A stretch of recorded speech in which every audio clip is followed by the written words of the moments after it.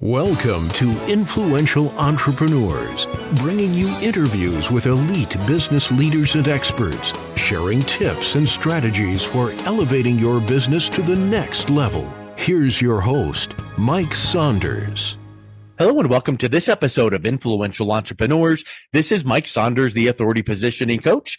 Today we have back with us Andrew Hanson, who's the Vice President of Generations Wealth Management, and we'll be talking about creating a financial plan for the future. Andrew, welcome back to the program. Hey, Mike, how you doing? Thanks for having me on again. Hey, you are welcome. And obviously, in creating a financial plan for the future, we want to create a successful financial plan for the future, meaning retirement. And that means we got to start earlier than a lot of people probably put it off to be. You know, I think that a lot of times people go, oh, someday I'll get that in place. And then time creeps up. So I would like to just start with the first question that comes to my mind. Boy, when you start talking to some of your clients, how far ahead of retirement are you wanting to start developing that good, solid financial plan? Yeah, no, great question. I think, you spoke to it. You can never plan too early, but you can plan too late. So there's never, I tell people never be concerned, like, should I start now? Should I start, later? It's the same thing with any kind of, task that we have in our daily lives. It's like you said, you're procrastinating. Oh, I'll do it another time. I think my stuff's okay. So I always tell people making that first step is going to be the hardest. And it's imperative that you do it as soon as possible, because I've seen positions or situations where people do it too late and, and then there's just no time for it to develop. Exactly. So you can put a plan together, but you don't have the time for it to envision and for it to prosper and for it to do what it's supposed to do. And with any kind of financial planning, and the differences between clients is time can either be your best friend or time can be your worst friend. And I always tell people that first step is the hardest. And wouldn't it make sense? I'm just kind of thinking out loud, but wouldn't it make sense that if you put together a plan, you can have the skeleton foundation bones of the plan in place and not be putting mega dollars or mega resources into each one of those buckets, but at least start with something. And then as you get older and older and closer to retirement, you can start amping up that, but at least you've got the plan in place. Yeah, exactly. And I think for the younger generation, that's, a lot of people think, well, especially, you're talking age 30 to 40, they just started the family, they just bought their new home, the kids are, younger, babies, some would say.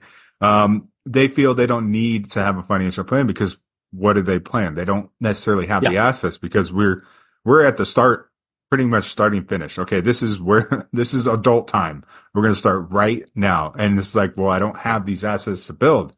And that can be overwhelming in general, but when you tie that into, hey, I don't necessarily have anything and I don't want to look at it, because then it's like, it's going to give me this anxiety. Like, why don't I have this? Why don't I have that? And, I tell people again, that first step is the hardest, but when you do that, you can see that even making just minor changes or minor goals or positionings that you can see years down the line, you're not going to be where you're at now. We're going to be able to put this plan in place to where, you can see a brighter future at the end of the road, whether it be 5-10 years from now, but at least you're putting in the plan, you're putting in the steps, and all that anxiety really, it washes over. And you start at that level where you're at, and you begin with the end in mind, and you see where you want to be. And then you get momentum and you get encouragement and motivation as you continue on through. So I think that makes perfect sense. What are the first steps in putting together that comprehensive financial plan? I think that a lot of times people can get confused and go, well, it needs to have all these things. Well, let's make it simple. What are some of those first steps, and what should a comprehensive plan include? Well, I think the first step in any kind of plan, it doesn't necessarily need to be numbers. I think it's really just goals. And you look at, okay, I want to make sure my family's taken care of should something happen. I want the kids to have, a college fund. Where do I start from there? So, you can talk about numbers till you're blue in the face, but what are the goals that we want to achieve? What are the concerns and fears that we have? A lot of people my age, 30 to 40, is Social Security going to be there? How can we plan for the potential loss of Social Security. I myself am not planning on taking on any Social Security. So that kind of, in a weird way, it is a little bit scary, but it's empowering because Yeah. now I know I'm not reliant on something that can or maybe not happen. So that kind of, pushes me forward to, okay, I got to establish something for something for myself and my family. So it's empowering. It's invigorating to say, I'm going to put this Yeah. plan to paper and this is what I'm going to build. I don't need to be And reliant if you've on got Social the plan that plans for the worst, or, those contingencies, if in the example you just gave, if Social Security is there in 30 years, then great. That's just a bonus. But if it's not, you plan for that and you're not caught off guard. Exactly. And that's what we talk about when there's never too early of a time to plan. There's too late of a plan. I mean, if fast forward 40 years from now and you weren't planning on losing out on Social Security, you get to that age and you're like, where's my Social Security? It's gone. Yep. Well, what was I doing for the past 30, 40 years? Yep. And I know, it's hard to, envision what it's going to look like 30 to 40 years from now, but why not just start now? It's Yes. not going to hurt you, but yeah, again, that first step is always going to be the hardest, but then you polish it up and shore it up and improve upon it each and every year. It's not something you set it and forget it. Yeah, exactly. And it's really kind of invigorating, and it puts confidence back into your life, which is weird to say because everything's so chaotic and so crazy. But if you're able to sit down and put a financial plan together with an advisor, that really it helps, keep things concise. You have a plan going forward for all the craziness outside of this initial plan because, I'm speaking for myself. I got 2 little boys and wife, family, and school and drop-offs, and life is crazy, hectic. I wake up in the morning and then, 12 hours pass by and then I'm going to bed. So it's just always chaotic. So when you can find time to sit down with an advisor and they can break down in the most simplistic ways possible how a financial plan works and what that looks like going forward, and here are the steps we can make, it's really one of the more stable things in your life, in my life personally. And we see it with a lot of clients, like everything's so succinct and everything's so stable here. I have a plan. You evaluate annually. We're going to stay on top of this. And it's one of the hardest steps to make, but it's one of the best ones you're going to make. So once you put that plan into place, and then you, of course, should be reviewing it with your advisor annually. I would say that would be every 6 months to 12 months. How do you make sure that that plan is still flexible, that there could be some nuances that change when life changes? So you might have an extra child. You might see taxes went up. You might see inflation went up. So some things could impact that plan, but how do you make sure that it's flexible to bob and weave and adjust to those changes? Well, I think just any type of vehicle or any type of plan should always be prepared for the worst.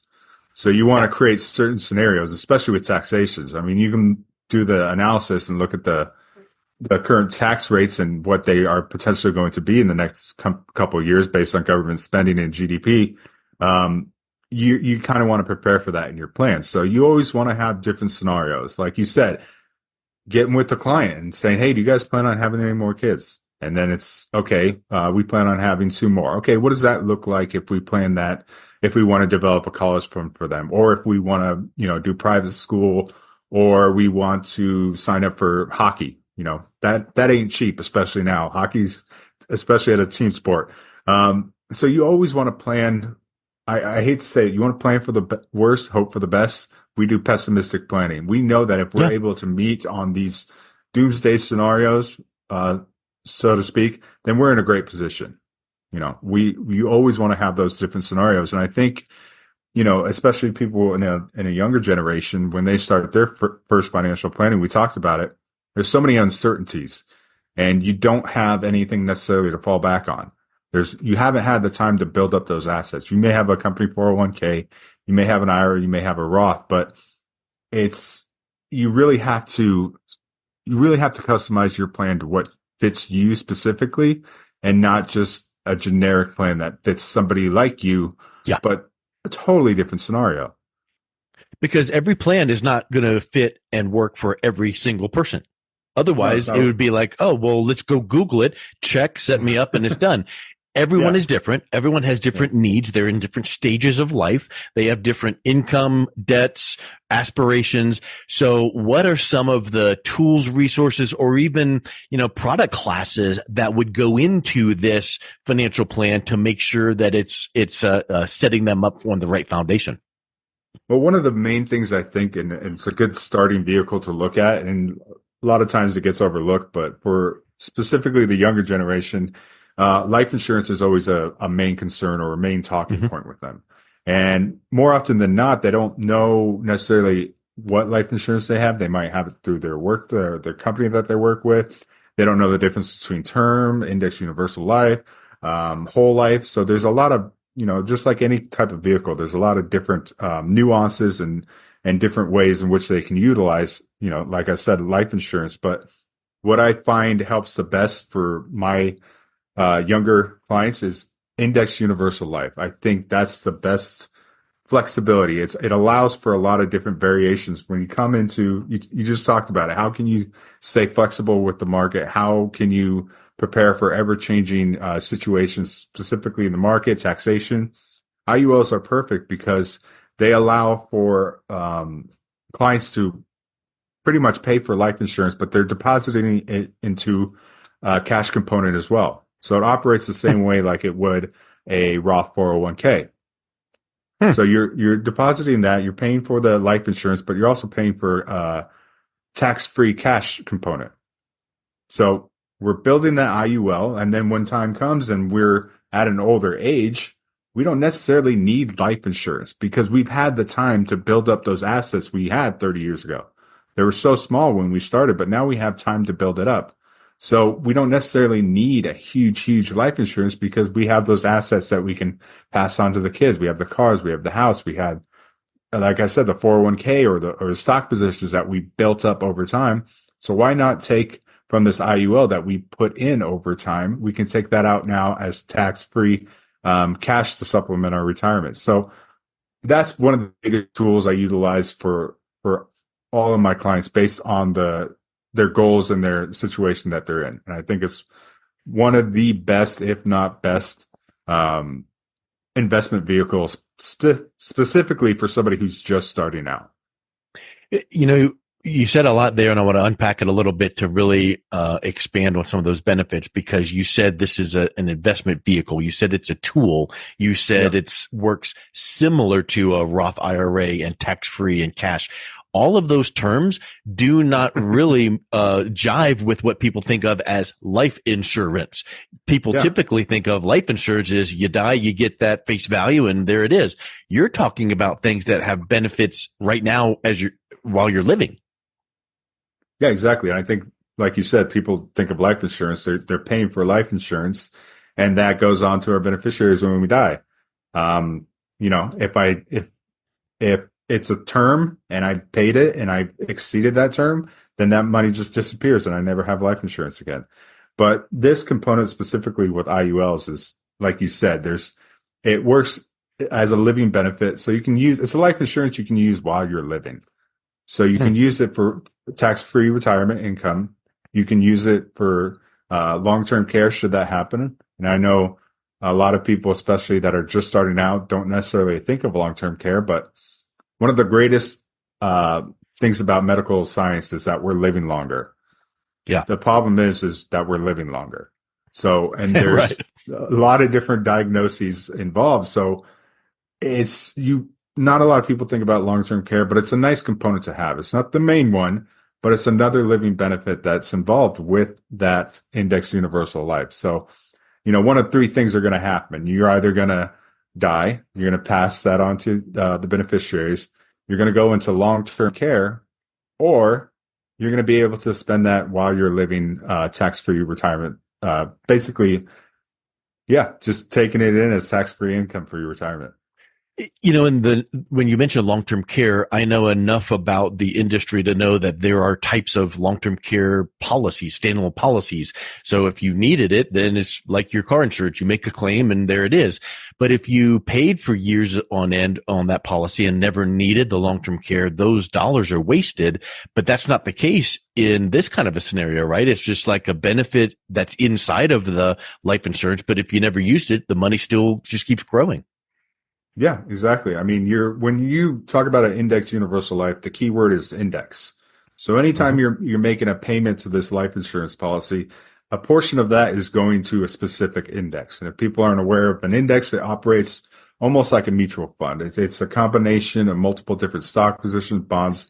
There's like any annuity, like any life insurance, there's a million different indexes. So you want to be aware when you financial advisor how that index is structured and does it fit your needs? So is it something that you intrigues you? Because when I speak with clients, I want to make sure that they're aware and because at the end of the day, this is their portfolio, this is their game plan. I want them to be comfortable with the positions that we set them up in.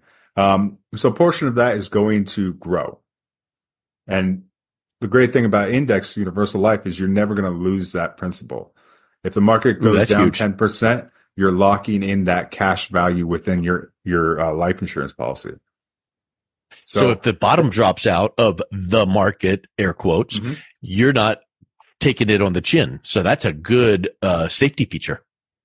Yeah. And I think given today's volatility and most recently the millennials have experienced a lot of ups and downs, a lot of crazy market volatility.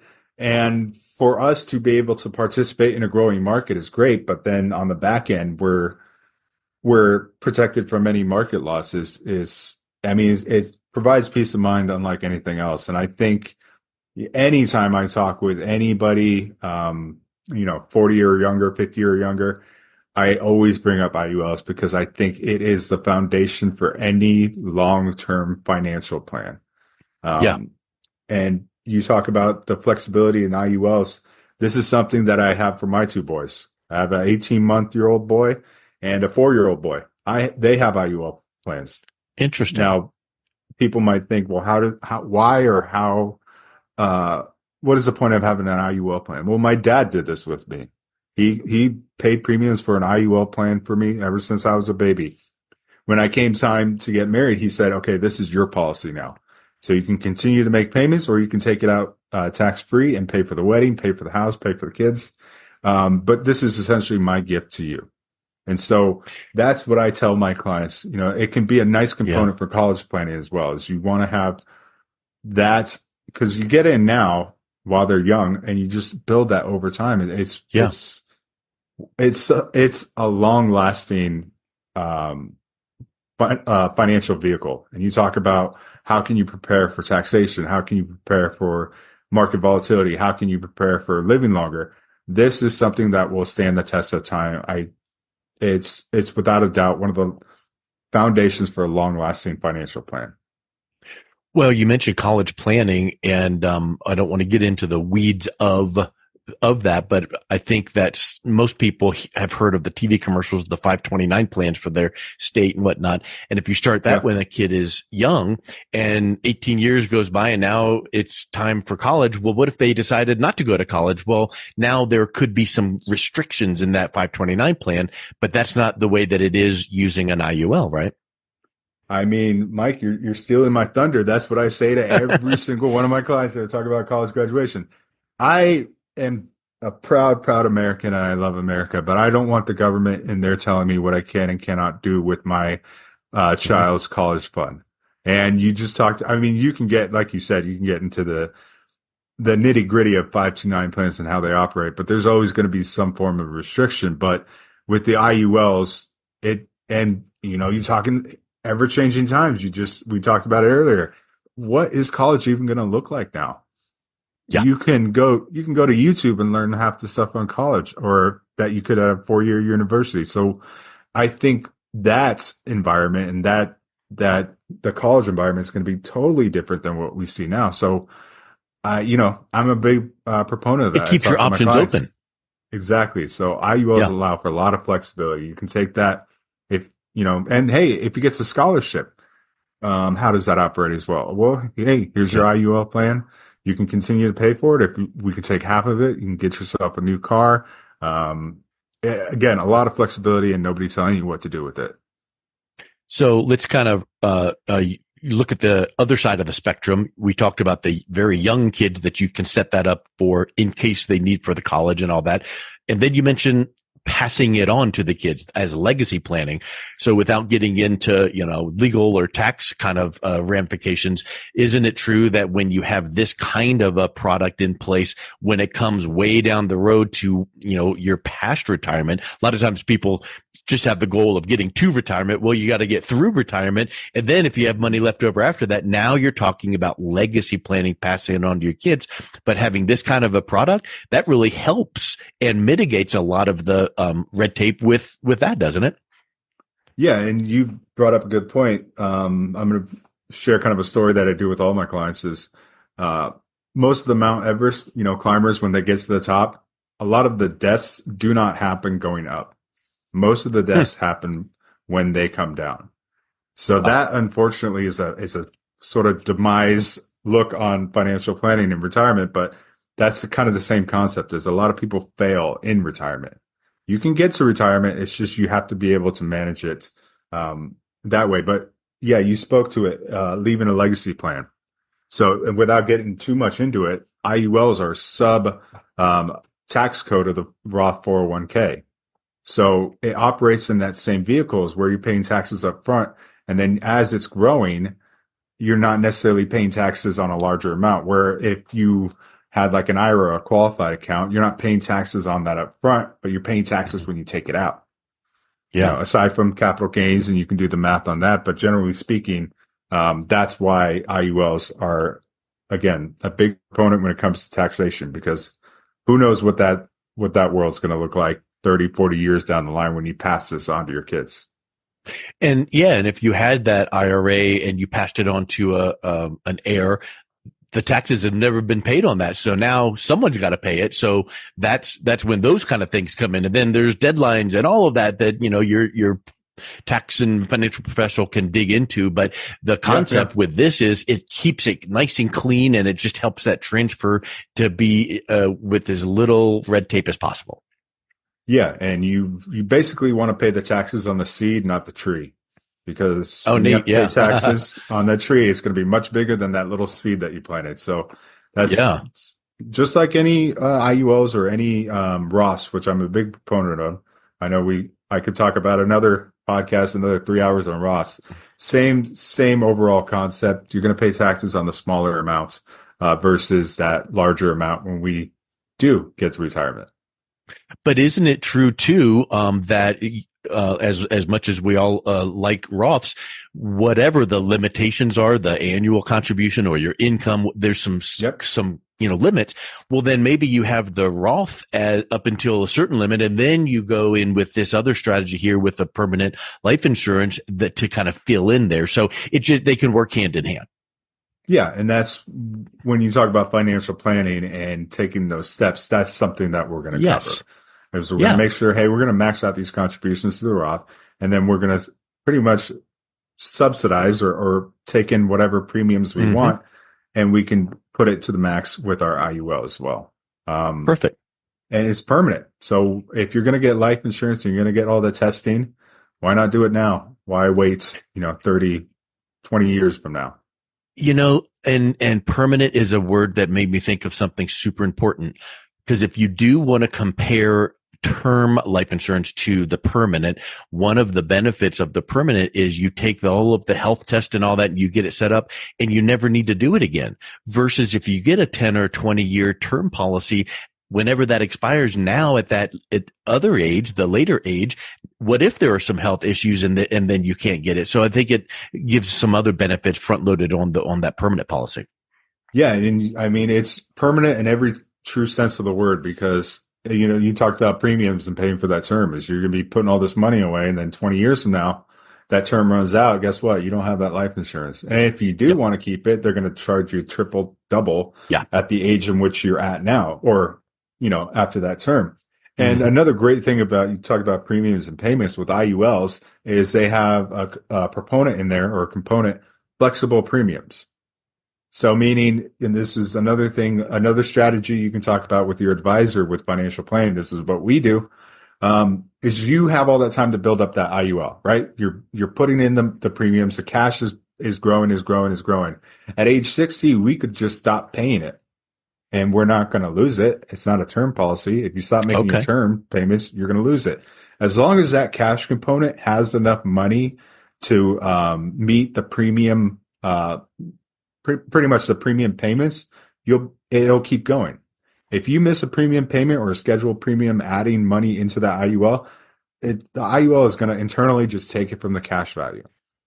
That's a safety feature. It makes it feel like it's not really a bill, because if some extreme circumstance and there needed to be a month or two or a period of time, you can coordinate it so that it doesn't just automatically go into default or whatever the case is.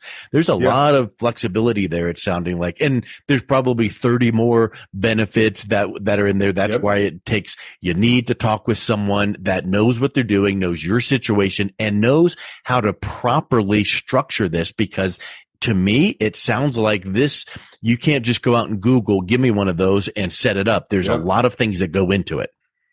Yeah, and you spoke to it. I mean, given how crazy the world may seem and how up and down the market may be, this is something that's always going to adjust to any sort of time or any sort of volatility that you throw it. You talk about taxation. It has the ability to adjust with that.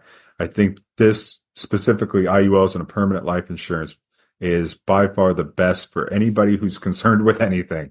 It does a great job at addressing all concerns and all goals. I think it's one of my favorite things. It's not as sexy as Bitcoin and crypto, but it's going to carry you for a lifetime. That's what I tell my clients. Is I tell my younger guys, they come and talk about crypto and Bitcoin, and I say, that's great, you can have some of that, but let's do some serious talking. Let's do some get the meat and potatoes foundation down first. Yeah, I know. So what, in your experience, what are you finding some of the mistakes people are making when putting together that plan for long-term financial success? Because I think if someone can hear like, ooh, here's some of the top mistakes people making, well, I want to avoid those.